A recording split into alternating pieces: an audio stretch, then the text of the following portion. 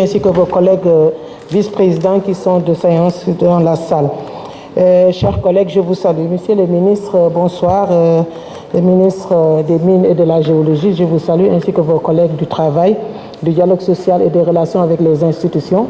Et ensuite, j'en profite aussi pour saluer bon rétablissement au ministre des Finances, représenté ici par le directeur du budget.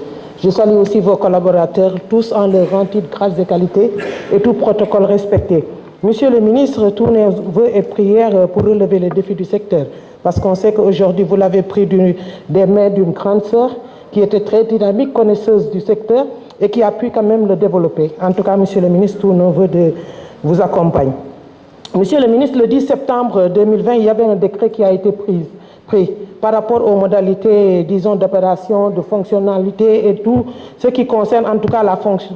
Moi, ce qui m'intéresse, c'est la formation qui est dédiée au niveau des techniques, la formation technique des agents du ministère.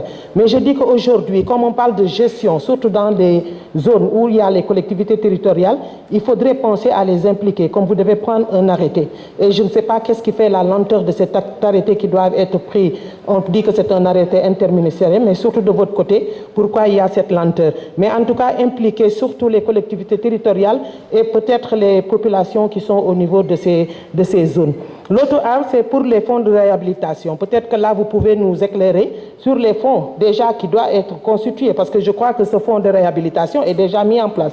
Si c'est un fonds qui est déjà mis en place, surtout dans des zones où il n'y a pas de possibilité de réhabilitation, qu'est-ce qu'on fait de ces fonds? Donc je crois qu'aussi il faudrait là qu'il y ait une co-gestion par rapport aux collectivités territoriales pour qu'elles aient quand même une clarté de vision par rapport à ça. Le transfert de compétences, je reviens aussi aux collectivités territoriales. Moi je crois que monsieur le ministre, aujourd'hui, il faudrait penser au transfert de compétences et surtout aussi la technologie qui est là. Permettre aux collectivités territoriales au moins d'investir, avoir leur propre patrimoine. Et je crois que dans ce secteur, ces collectivités peuvent aussi se dresser et pouvoir avoir une niche quand même à creuser et là aussi investir par rapport surtout aux fonds qui sont là. Il y a la CEL aujourd'hui, la contribution économique locale, et je crois qu'il faudrait qu'il y ait des exigences par rapport à cela pour que ces collectivités puissent investir et avoir un patrimoine propre. Les plans de gestion environnementale et sociale, monsieur le ministre, on sait qu'il n'y a pas une application propre, et la concrétisation reste à venir, parce qu'on voit qu'il y a beaucoup de problèmes par rapport aux urgences foraines qui se font, aux urgences publiques qui se font, et je crois qu'en tout cas, qui se terminent souvent en queue de poisson, et je voudrais, monsieur le ministre, qu'on puisse vraiment y aller et appuyer, parce que souvent ce sont des pages qui sont énormes, nombreuses,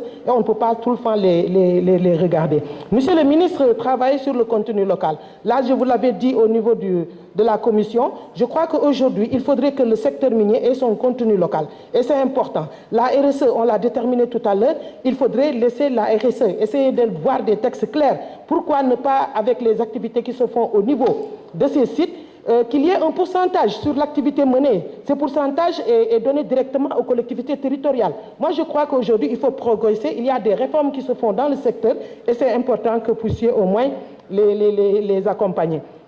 Je terminerai par une suggestion, c'est-à-dire de travail ici, et c'est l'occasion de remercier, de féliciter les parlementaires membres du RGRM. Ce sont des réseaux dans lesquels nous sommes, et du REPES, qui font beaucoup d'activités, beaucoup de travail et des travaux quand même qui résultent. Tout dernièrement, on a travaillé sur l'évaluation des politiques environnementales qui, en tout cas, gèrent un peu votre secteur et le secteur des hydrocarbures. En tout cas, bonne continuation, nous sommes avec vous et je vous remercie. Madame la Présidente, je vous rends la parole.